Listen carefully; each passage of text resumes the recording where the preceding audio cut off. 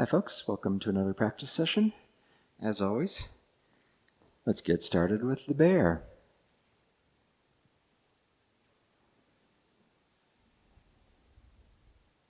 So when you first use the bear as a warm-up, really pay attention to doing it without any effort, as soft and relaxed as you can get. Notice any tendency towards striving and let that go. Just turning, whole body is relaxed, all the motion is in the waist and hips. And just let that motion play out through the body. Totally relaxed.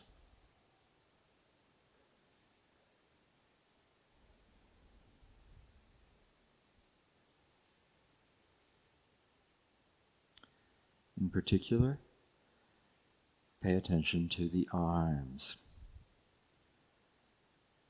It's easy to do a little efforting with the arms. And so let them just hang. I sometimes describe this saying, my sleeves are empty. So there's no doing in the arms. Let the sleeves be empty. Let the arms be completely relaxed.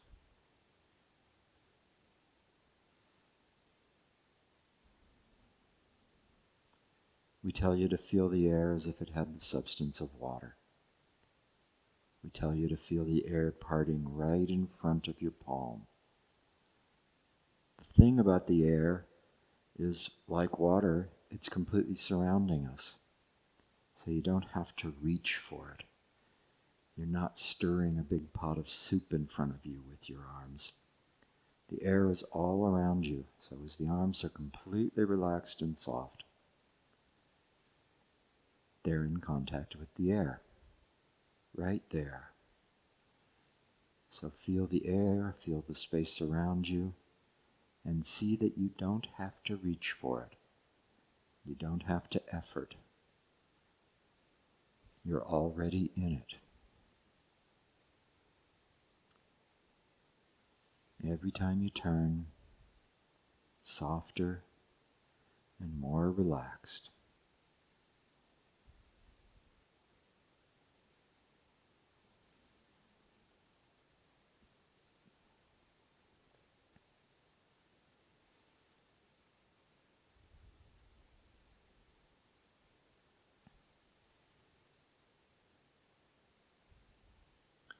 After you've been doing this for a few minutes, focusing on the effortless motion,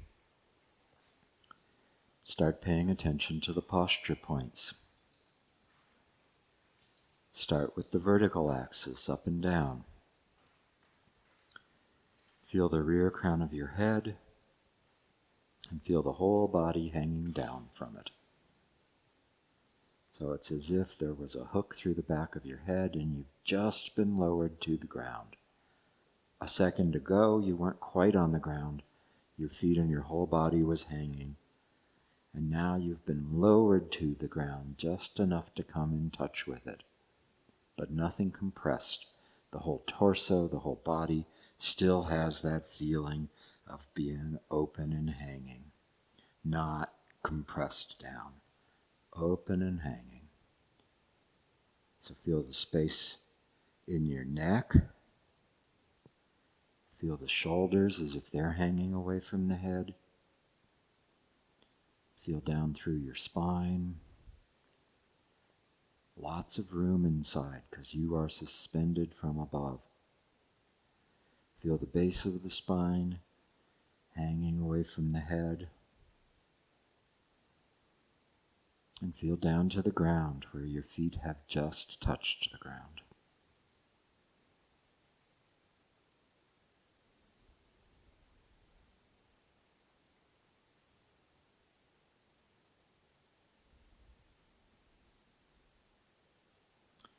And then, because this is what we're going to work on today, pay attention to the hip joints.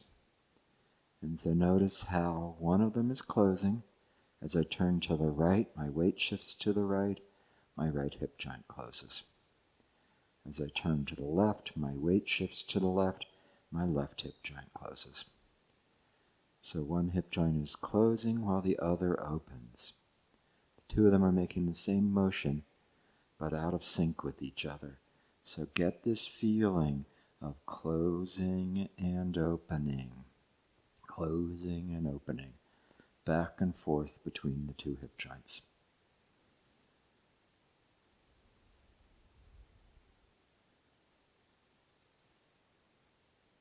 The closing is active. It's drawing you towards that hip while you let the other one go. So when I turn to the left, release the right all across the front of the thigh, hip joint, quad. When I turn to the right, release the left. So feel that gradual letting go in the emptying leg. The filling leg draws you towards that leg. The emptying leg lets go. Feel those two hip joints.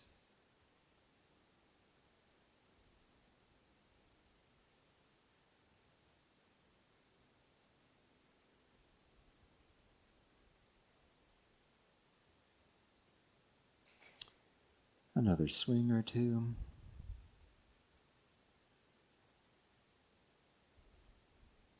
And take a break. So this mechanics of the two hip joints. As I'm turning one way, the little muscles across the hip joint here are contracting and drawing me that way. That's what makes the closing happen. The front of my pelvis moves towards my thigh. So if you put your hand in there, you can feel it crease. There's a folding happening and both sides swallow the hand. So do that for a second with me. So drop your hand in one hip joint, turn towards that hip joint, feel the pelvis and the thighs swallow that hand. Drop your hand in the other hip joint, turn towards that one, feel the way your hand is swallowed. There's a fold. So you can do this back and forth between the two. Now, at the same time as one is closing, the other is lengthening. This is a thing that people miss a lot. As you turn towards one side, you have to actually let go on the other side, rather than taking the whole thing with you. We talk about this and we show you the knees. Since I'm wearing shorts today, you can see it. If I don't let go of my emptying leg, it hauls the leg with it. So what I have to do is let go of that hip joint, and then the knee can be back in a line from the hip joint through the knee to the bottom of the foot. If I bring it with me, you see that now it's in two lines. There's one line that goes down my thigh, and then there's an angle that goes over towards the foot. So that's incorrect. And that happened because I continued to hold on to my hip joint. So if you can do this, try this at home. And stand on one side or the other, and turn towards a leg and consciously release the other side. And come back and do that again.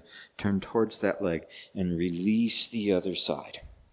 And once more, turn towards that leg, putting all your awareness into releasing the other hip joint.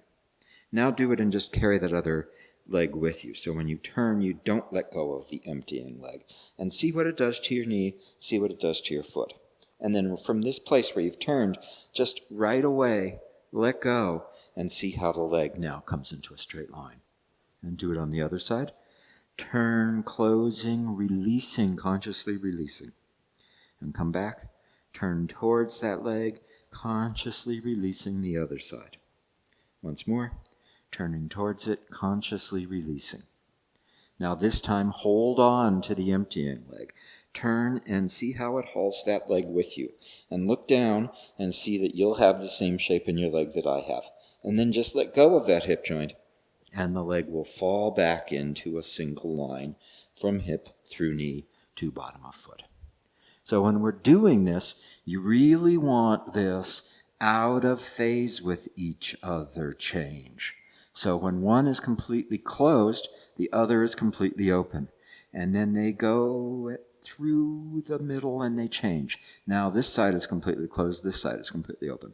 Along the way, there's a place where they're the same. So you can look at this and say, well, the two hip joints are the same, except that one of them is opening, the other is closing.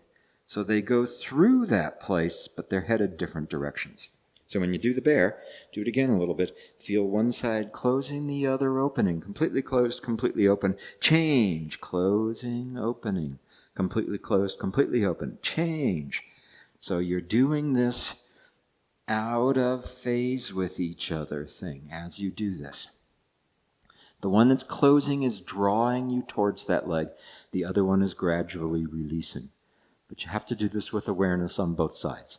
Just because you close one side doesn't make the other automatically open until you've built that pattern into yourself. So you need to be aware of the hip joint opening. Aware of the hip joint opening. The closing is active, so it's easier to feel. The opening is responsive, so you may miss it. But just really get that. Closing and opening. Two sides of the same motion. Okay, let's look at it in a 70-30. Start out with either foot forward. Sit back and turn, and as you turn, close the rear hip joint, let the front open. You won't be able to turn very far because your front foot will keep you in place. Come back to the 70-30. Sit back, close the rear hip joint, let the front open. And do that once more. Forward, sitting back, closing, and opening. Change sides so you get the other side. Starting out square, sit back, close the rear hip joint, and really consciously release the front. Feel all the muscles letting go in there. Come back to the front. Sit back without turning. Close the rear. This will turn you. And put all your awareness into the front hip joint opening. And again, back to the front. Sit back, close the rear, all the awareness into the front hip joint opening. Okay, if you're like me, if you change sides, your right foot will be forward, your left foot will be back. If you did it on the other side before, do it on this side now. Left foot back, right foot forward. Start out square, sit back and turn. Feel when it's the front leg has opened, but you can't turn any farther. And now keep turning and let the front foot come with you. When you get to here, this front leg should be hanging flat. If you put your hand on your right hip joint, it's flat. If you put your hand in your left, you'd be able to swallow it. Come back to this again. Square. Sit back and turn. As you're turning, at some point you'll feel the front hip joint has opened and stretched. And now keep turning and let the front foot come with you. See now my feet are almost at 90 degrees to each other. Do that once more. Forward, sitting back, turning. As you turn, let the front leg come with you. Keep that hip joint completely flat and relaxed. You're not doing anything with the front. All of your weight is in the rear. So you can pick the front foot up. Change sides. Left foot forward. Do the same thing. Sit back. Close the right hip joint. Feel the left opening. At some point as you're turning, you won't be able to turn any further. And so then let your front foot come with you. Feel the front leg hanging. Feel the right hip joint creased. Again, back to the front. Sit back. Turn. Front hip joint is opening. Let it stay open. Let the foot come with you. Feel that your knee is really hanging and dropped. Hanging and dropped down there. And do it again. Square. Sitting back. Closing. Front hangs. Then the leg comes with you. Knee is dropped. All of the weight is in your back foot. You can pick it up. Back to right foot forward. Sit back. Turn, let the foot come with you. And now shift onto your right leg and change. Close the right hip joint. Let the left knee hang. And do this again. 70-30. Sit back. Close the rear hip joint. Front leg comes with you. Front leg, right leg is totally hanging. Move yourself over onto the right. And now close the right hip joint. Let the left totally hang. Once more. Sit back. Turn, turn, turn, turn, turn, turn, turn, turn, turn. Front foot comes with you. Shift. Close the front hip joint. Hang the left leg. All the weight is in the right leg. So the astute observer will recognize what move we're working on now as we go through this. But I really want you to get this thing where the empty leg, even as it comes with you, continues to stay empty and the hip joint continues to stay flat. There's a real tendency doing this to instead try to actively point both legs together, pull your knees together, try to crease both legs. That doesn't work. That's not it. So you need to have this thing where when you sit back and turn, the front hip joint stays open even as the foot hangs. And notice how when I do this, I start turning and my foot hasn't moved. I'm turning away from this leg, letting this leg stretch, and then it comes with me. So it's not a lockstep thing. I don't come back, pick my toe up, and turn everything together. When I do that, I'll put tightness in both sides. So do that. Let's do it a couple times. Sit back. We'll do it correctly first. Turn, leaving your front foot behind, feeling that stretching across the right hip, and then allow the foot to come with you, still hanging. Again, do it that way. Sit back, close the rear hip joint, leave the front open, the leg stays behind, allow the leg to come with you, the knee hangs, the right hip joint is flat. Now this time actively do it. Sit back, pick up the front ball, and turn everything together, and notice that feeling of activation and tightness inside the right hip joint. So don't do that. Sit back, turn, leave the front foot behind, right leg is completely relaxing, allow it to come with you, still hanging down. Okay, so we're working on single whip. So this is how you get from push into single whip. If I'm in push, I sit back, I turn, notice that my front foot is not turning. Then my front foot comes with me. Front leg is hanging, rear quad is closed. I shift over onto the other leg, and now I'm going to do the same thing. I'm going to close my right hip joint, allowing the left to hang. And then I continue on into single whip. So let's look at the final posture of single whip briefly. So left foot forward, give yourselves a good 70-30, make sure the waist is straight ahead. The left hand is up. This is not like a push. In a push, the fingers are quite vertical and the heart of the palm is headed out. In single whip, the arm is extended. So you'll see my arm is much more extended than in a push. In a push, I'm like this, palms aimed out, fingertips pointed up. In single whip, my arm is much more extended. Ben would say this middle segment of the middle finger, right, there's the segment with the nail on it, the middle segment, and then the third segment that comes into my palm. Ben would say this middle segment of the middle finger needs to be aligned with the shoulders. So the hand's not up higher, I'm not holding it up above my head, and it's not down low where you can see it dropping, but it's extended out, middle segment of the middle finger in a line with the front shoulder. So start out square, bring the left hand up. Jane would say wrist in front of shoulder, elbow dangles. So a lot of times people end up with single whip with their left hands out over at their sides. You can see now the line from my shoulder does not go through my hand and my hand's over at my side. So get it right in front of you. The right hand, make sure all the fingers touch the thumb. So it's not, bring all the fingers together, but if I bring all the fingers together and I'm not touching the thumb, that's not it. All the fingers need to actually come in and touch the thumb. So get them all there and let the arm, the hand be loose. It's not a tight thing brought together. It's loose here. And look how my fingers are hanging down here. So they've got that. Baton would say this is like a ripe fruit hanging from a tree. So I'm not doing this where I bring the fingers together and mush them down. I'm letting them all be there. So let it just be hanging. Right, if you do what Beth is doing, if you hold up the right wrist with your other hand, let your left wrist be completely soft, and then let all the fingers come together.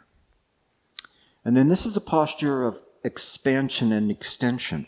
So it's really easy for this to end up feeling tight. So you're here and you're pushing out, especially after you hold it for a little bit and the tension starts to build. So beware of that. Keep it relaxing all along.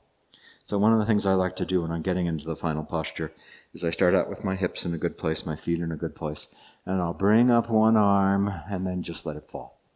And do that again, completely relaxed, and let it fall. So you're making this motion of going through the final posture without gripping. So just bring the left arm up and let it fall. And bring the left arm up and let it fall. So that you feel this freedom and easy motion all the way through the full range of this shape. And now this time, bring it up and catch it and let it stay there. Same feeling of relaxation. And now do it with the right arm. Bring it up and let it fall. And bring it up and let it fall. And bring it up and let it fall. Trying to be as relaxed as you can all the way through there. And then one of these times, catch it. And when I catch it, I bring it up and I actually let the arm fall a little bit to end up in the final shape. So I don't catch it right where I brought it up. My wrist stays in place, the rest of the arm falls then. And while you're here, this is a posture of, Professor Chung said, maximum extension, maximum expansion. So you want to feel like you're filling all the space around you. Feel from your front foot through to your right hook hand. Feel this really long line that's running through the body. This isn't short. So even if you feel like your shoulder is tight, let the arm come slightly in front of you rather than forcing it back. But don't have the arm be short here at the side. Let it be long and hanging. So I've got a long line from my front foot through to the hook. And I've got the other hand from the rear foot through to the front foot. And I've got my awareness filling all of the space. So take single whip here and hold it for a little bit. Holding postures is very active. So keep scanning the body, finding places with tension, letting them go, watching for a tendency to droop, or for a tendency to rigidify, and in the expansive open shape, keep relaxing.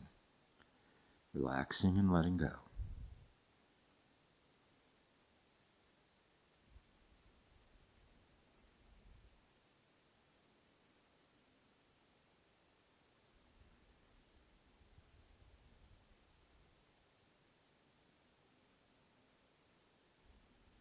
As you let go, it'll feel like the pressure is building in your legs. And just let that keep happening.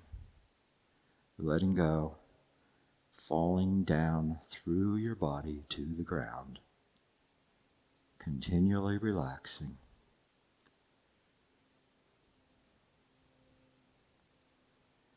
Feeling the tension melt off of you. You may start to feel discomfort building. That's a result of tension. And so let it go.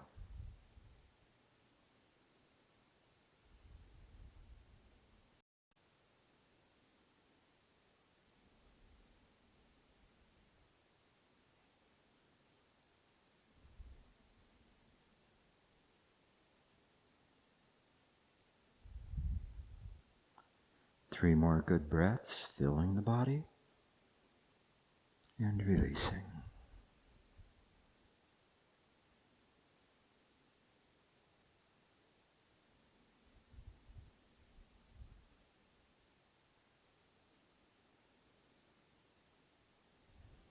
Great, take a break. So now one other thing about the final posture. It's likely that you've heard that the hook hand is supposed to be slightly back.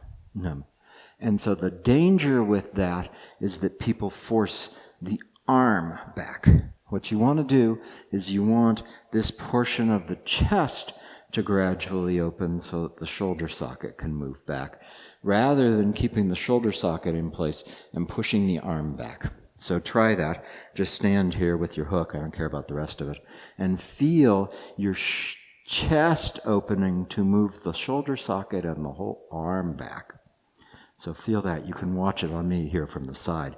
As my chest opens, the whole arm moves back. And this shoulder socket point, I've got my finger right above it. You can see the shoulder socket moves, so the finger is no longer above it. That's what you want to have happen, as opposed to forcing the arm to go someplace. So now force the arm, bring it up here, and just push the arm back without changing the chest and the shoulder socket, and feel all that horrible tension, and don't ever do that again. Instead, make sure that it's the chest that opens. So I would way rather see students with their arms slightly in front of them and the chest soft, and then bit by bit opening there and letting the shoulder socket move, than trying to force back and figure out some way to relax it all from there. So go ahead and give yourself that. With time, your hook hand will move from slightly in front of you to beside you to slightly behind you. It doesn't have to go back very far, and it's all about this opening of the shoulder. So let's do push into single whip a couple times, and pay attention to all this stuff, that closing opening of the hip joints, when you sit back and turn, that the leg doesn't come with you right away, and then it follows, and actually getting into the final posture.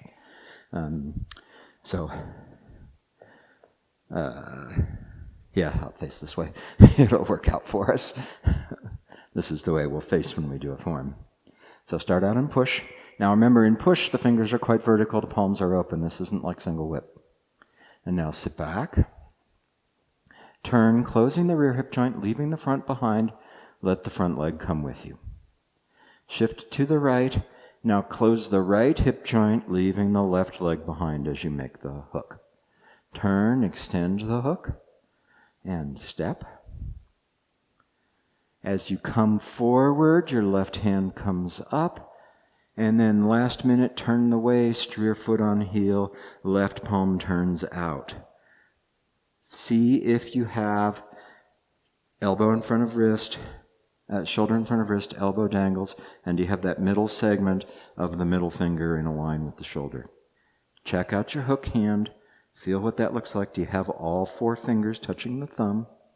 Is the wrist soft, so you've got the ripe fruit? Is the wrist the height of your shoulder, or is it drooping? Do you feel expanded? Are you opening across the chest?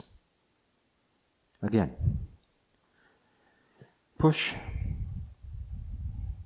Sit back. Close the rear hip joint. Leave the front foot behind. Front foot comes with you. Shift to the right. Close the right hip joint. Leave the left opening hook hand. Turn, extend the hook. Step. As you shift, the left hand comes up. Last minute, turn the waist. Single whip. And once more. Push. Sitting back. Turning. Foot comes with you. Shift. Turn to the right. Make sure you really turn here. Leave the left knee hanging. Turn, hook extends. Step. Shift. And turn.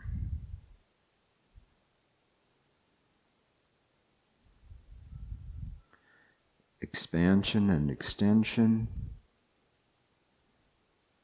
Releasing.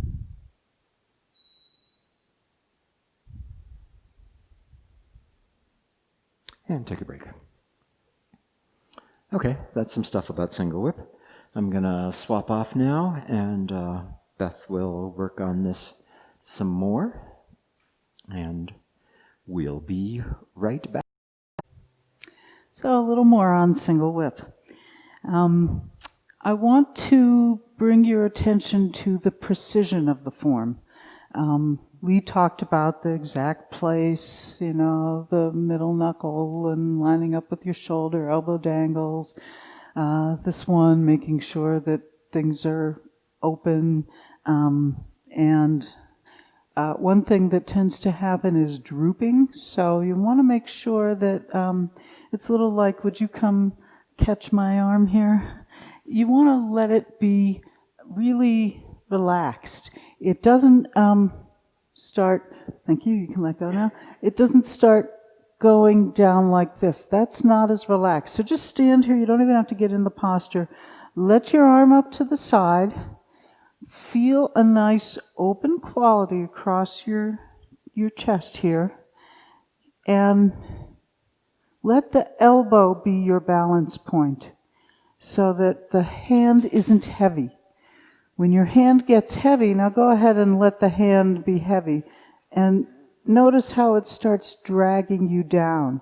You want it to be like your wrist is hanging in the crook of Lee's hand and the elbow is hanging down. And that's the balance point of what's happening there, so that the wrist stays about shoulder height.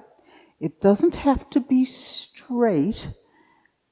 You don't want it too bent, but do find the place where your wrist is the same height as your shoulder, more or less, and let the elbow drop in there.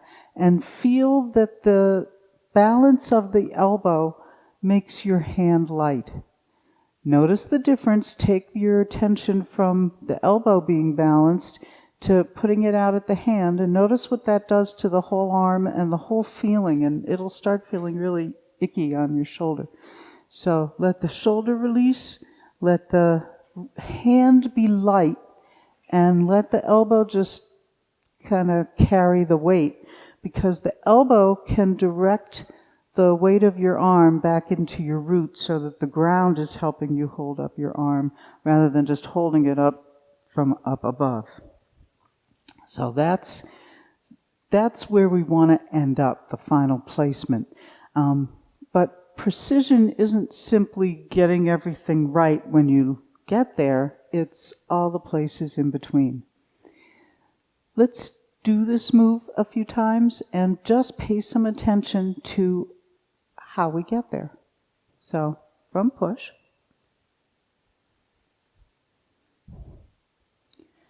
So remember, here the hands are in a different position than they are in the final posture of single whip. And as you sit into your back leg, you're moving away from your hands. The hands go down, but the elbows come up so that the arms are rebalanced in a comfortable position here. And turn. Foot comes with you when it needs to. Shift. Like drawing in to your right hip joint.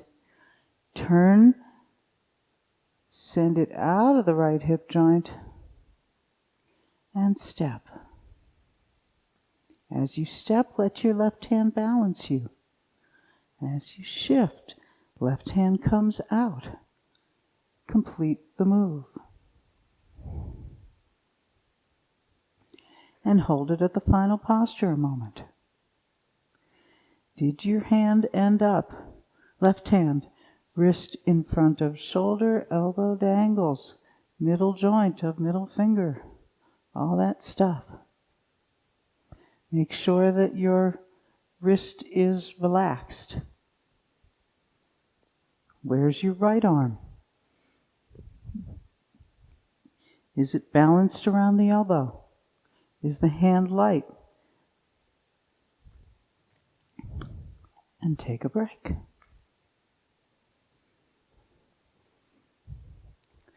So when you sit away from your hands, the hands kind of stay in place in space.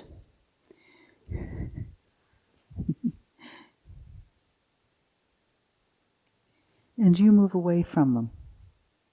That changes the whole arrangement here, because, this one, they're close and somewhat vertical-ish. And as you move away from them, if you leave your fingers pretty much in space, Everything else has to unfold for that to happen. At this point, my hands haven't moved, or my fingertips haven't moved, but the hands turn down and the elbow comes up. So watch what happens to the elbow. It actually rises as the arms expand. As opposed to doing something like, I'll do it one more time. Watch how the elbows come up. Not because I'm lifting my elbows, but because that's just what happens to the body. Now, it's very tempting to do this. So now my arms came down, but my upper arm didn't change. So get this sense that as the hands are going down, your elbows are coming up. Just do this a few times and feel that quality. And notice where your arms end up relative to your chest. They'll be kind of in the center of the chest. They're not up. You don't want it to come up high. But now do it where you just let the forearms down and the upper arms don't change. This is tempting because it feels relaxed. Most people don't want to do this because it feels really uncomfortable. This feels relaxed, but really it's collapsed, and nothing that you do down below is going to make its way out to your hands because there's a big void going on in the upper arm. So feel the difference. Sit into the back leg and feel how now you're balancing this whole shape out here.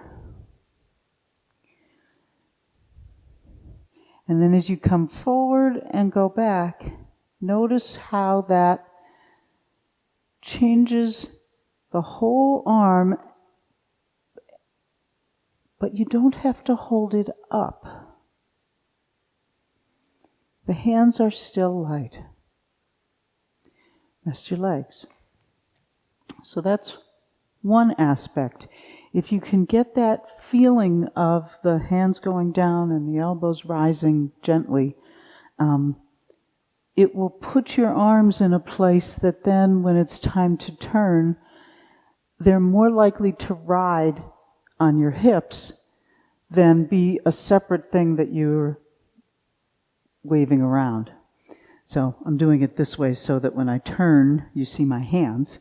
And the thing I want is that this is a place, we've done the wiggle test where everything is just loose. Then as I turn, it's not my arms that I'm moving. I'm moving from here. So we're right back to where Lee started with using your hip joints. And if you really make that happen and you keep these soft and in a comfortable place, then there's no desire to start doing something in the upper body. Just let them ride. Get them someplace where they're comfortably hanging with you, and do the little exercise Lee was having us do. And there's nothing that takes your arms away from your hips. The two move together because your upper body is just resting on the rotation of your hip joints. So do this a few times and really try to get the feeling that your shoulders are relaxed, your arms are free. They're not held in a place that you have to hold them up, but that they're held up from below. And turn. And it doesn't matter how far you go. You might only go this far. You might go that far. That's not prescribed. For all the precision and detail that we give you, this transition, this is what determines how far you turn. Nothing else. So notice how far you go. Don't be fooled by trying to go however far you see me or Lee going. Let your body tell you how far to go. So arms are comfortably hanging there, and you turn, and when your hips stop, you stop, and check it out. Are they with you? Now let's do the other thing so you get the feeling. Sit into the back leg. Whatever, you can have your relaxed, your collapse a hand or whatever, and start to turn, and notice how the arms can take over. So come back to the good place and try another variation. You start turning, and then the upper body takes over. Notice what that does. I didn't turn very far this way, but my arms went all the way over there. And you'll feel it. It gets all twisted. So do it again, and just go as far as your hips take you. Your arms are relaxed. Your hips are doing all the work. And you stop your arms when your hips stop.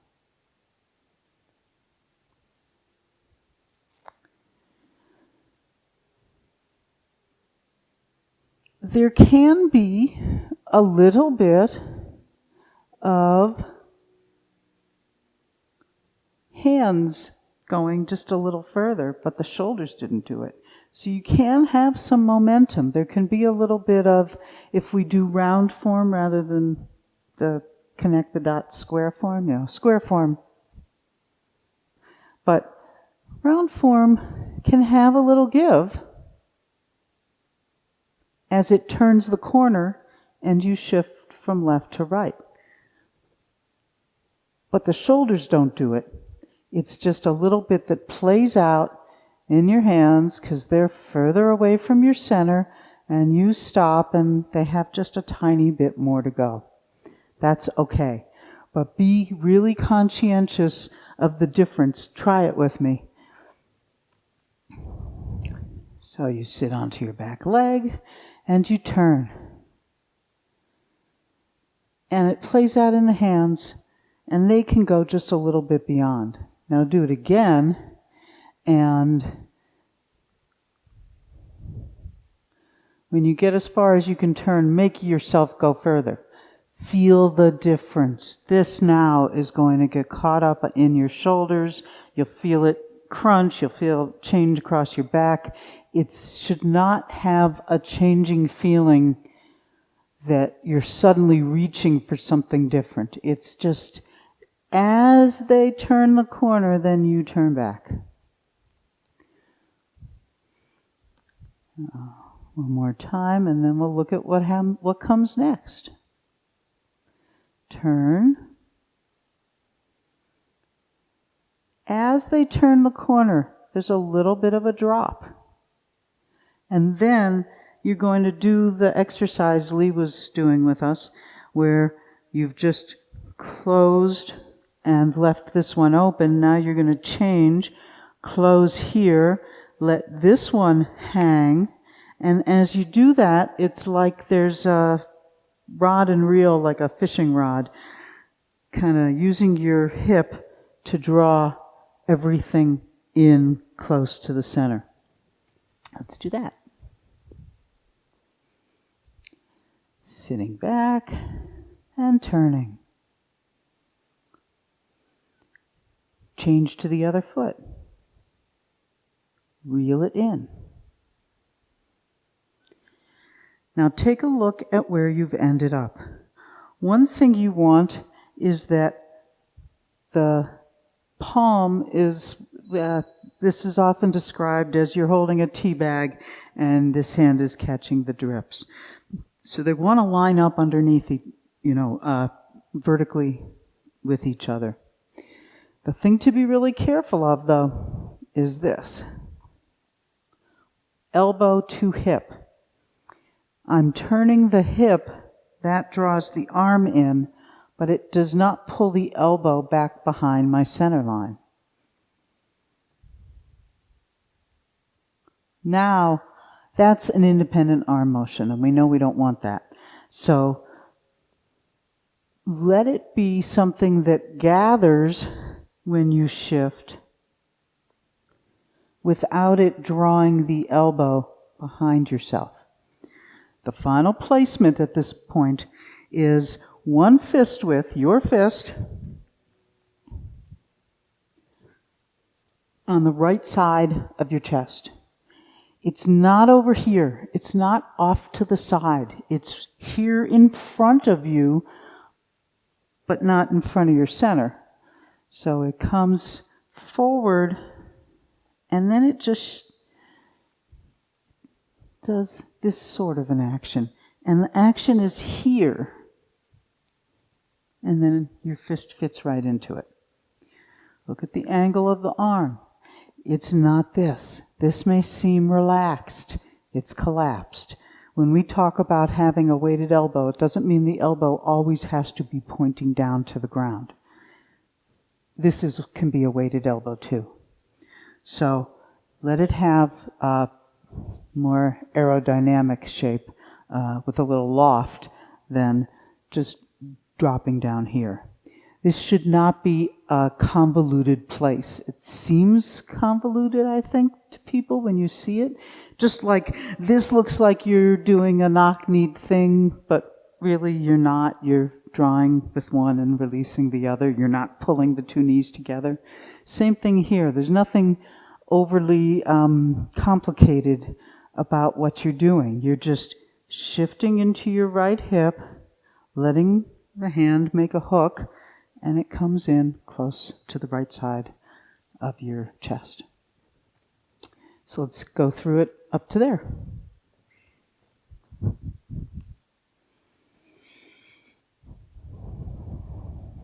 Begin. Moving away from your hands, elbows rise as the hands go down. All the weight's in your left leg. Start turning. Right foot comes with you. Stop when your hips stop. Come around the corner and shift to the right. And let the turning of the hips to the right be what draws your arm in. Let's just do that much again.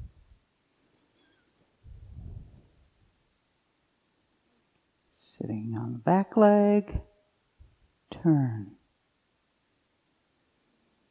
Turn the corner and come back.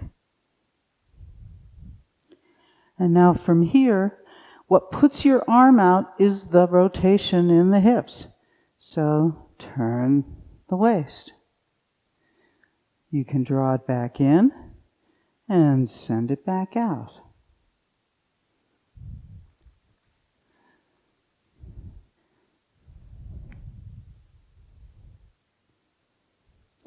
It's not about the arm.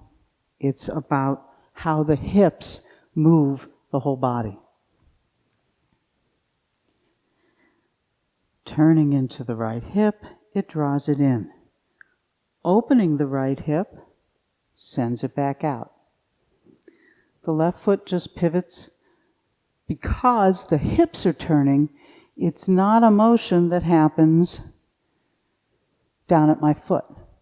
So let the whole thing be driven from the hips, right back where we started, using those two hip joints and paying attention to the opening and the closing.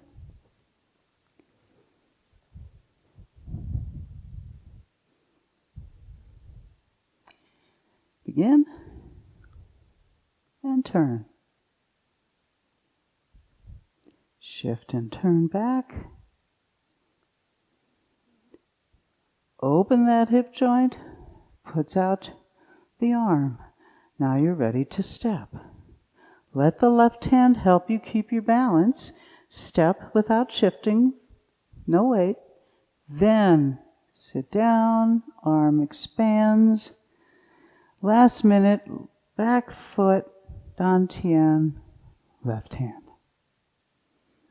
And now you should be in the final posture that Lee drilled us on, where your arms are in the place that they want to end up, not because you put them there, but because you were doing Tai Chi the whole way through. Rest your legs. Let's do a form. You get 5 shots at single whip.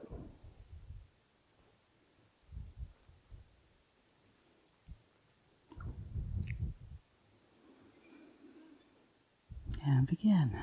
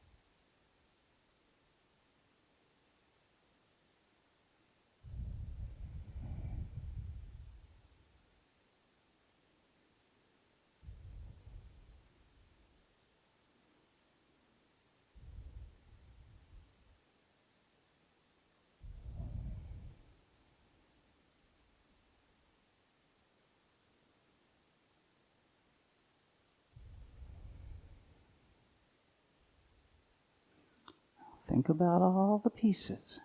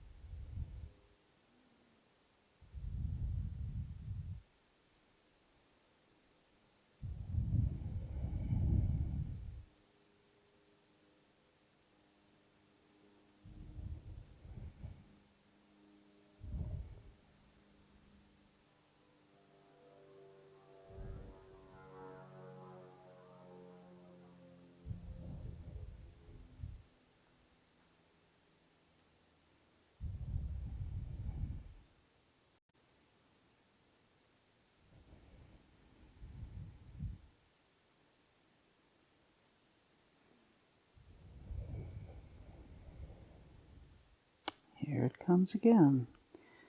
So from push, watching how you get through every instant of this transition.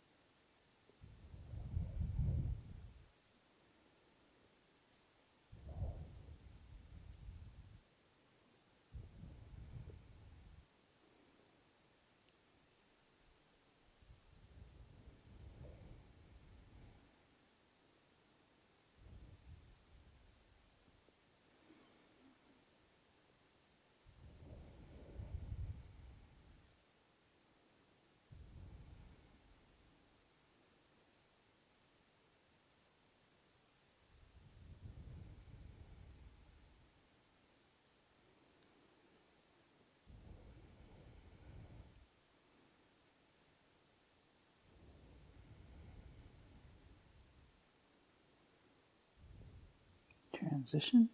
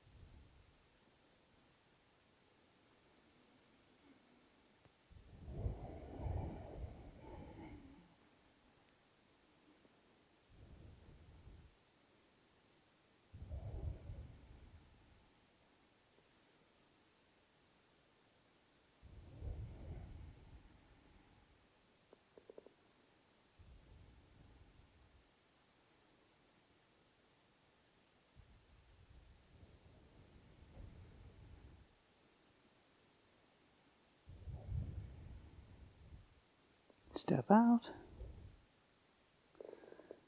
Now this one you kind of get for free.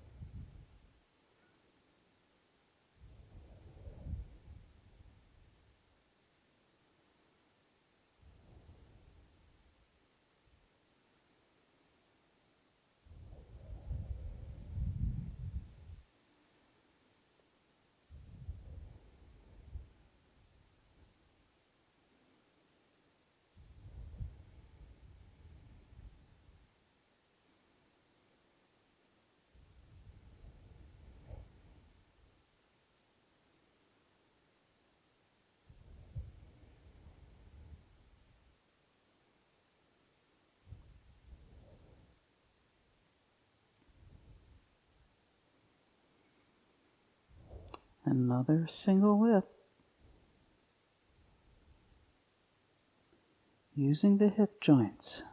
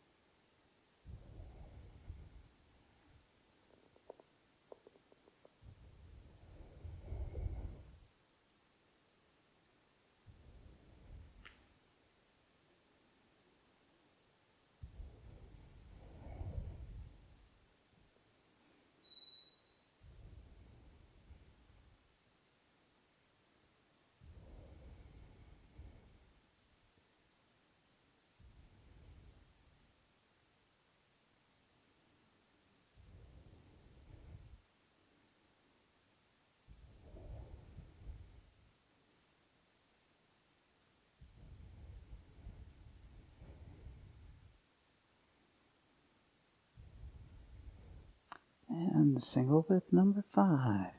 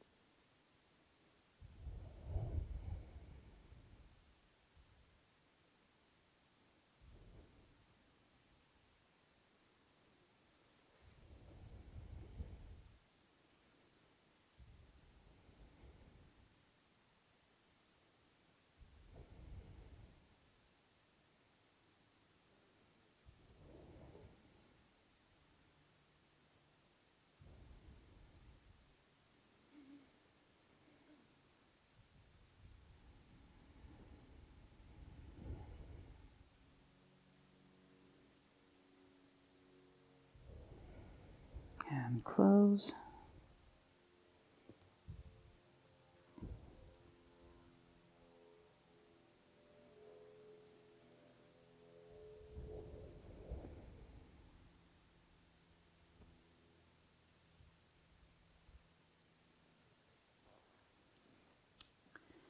So there's a lot to single whip. It's kind of the quintessential Tai Chi posture, and because we have 5 opportunities to go through it, you get 5 opportunities in the form to really look at what you're doing and how you get there. So go forth and do single whip.